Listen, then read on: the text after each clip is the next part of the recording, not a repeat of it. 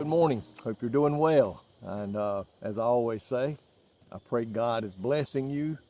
And if you're a child of God, I know He has. And I pray today that these devotions are blessing you and touching your life and encouraging you as a believer to continue to hold on. I feel like, my friend, that God is fixing to send His Son to bring the bride home with Him. If you're listening today and you don't know Him as your Lord and Savior, I pray and urge you to surrender your life to Him, so that when that time comes, we'll all be in heaven together, enjoying the joy of the Lord for eternity. I want to talk to you today about something that happens to each and every one of us, be you a preacher, be you a teacher, a saint, or a sinner. It happens to all of us. In Ephesians chapter 4, verse 26, it says, "Be ye angry, and sin not. Let not the sun go down upon your wrath." Anger is just a natural thing to any adult, any person. Every one of us have got angry at one time or another. You watch babies get angry, and they don't even know what they call it, but they know how to get angry. And it continues all the way in our life. We're going to get angry at one time or another. We're going to get mad and angry because something we were trying to do didn't go the way we wanted it to. We're going to get mad and angry because maybe what one of our children do, and maybe what our wife tells us, and she's going to get mad at us every now and then and get angry. That's a natural feeling. Even God got angry.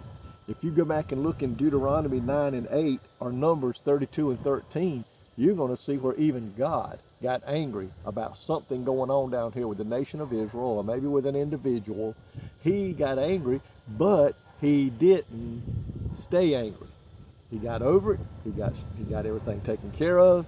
He got mad at the children of Israel. He got angry at them with the way they doubted him and put them into the wilderness, but he still loved them enough and got over it and brought them on into the promised land. So there's nothing wrong in getting angry. It's how we handle it. If you go to Psalms chapter 37, verse 8, it says, "Cease from anger and forsake wrath. Fret not thyself in any wise to do evil."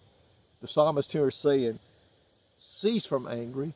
You're going to get angry, but stop it before it takes over and takes over your life. Forsake wrath. Don't let it get the best of you and make you do something, say something that you'll regret the rest of your life. Fret not thyself in any wise to do evil. You know, that's the first thing sometimes when we get mad, we want to get even. We want to pay back anger with anger. And that's not a Christian way. That's not a Christ-like attitude. So we as children of God today, we need to recognize when that anger is getting the best of us and put a stop to it. Rebuke the devil when he's trying to increase it and want us to go back and do something.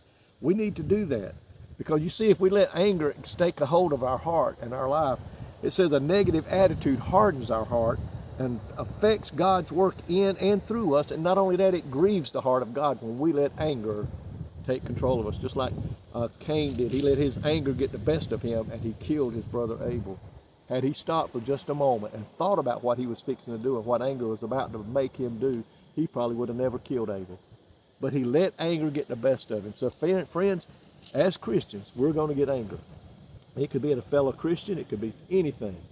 The thing we got to remember is cease from anger. Stop it. Don't let it get the best of us. Don't let it take a hold of our being and make us say or do something, like I said, that we're going to regret the rest of our life. The devil would love nothing more to make Christians angry at one another and cause dissension, cause a split, and we need to be careful that we're not involved in that. Lord, thank you today for your word that tells us we can be angry, but don't let sin come into our life because of it. Don't let us do things we should not have said or done.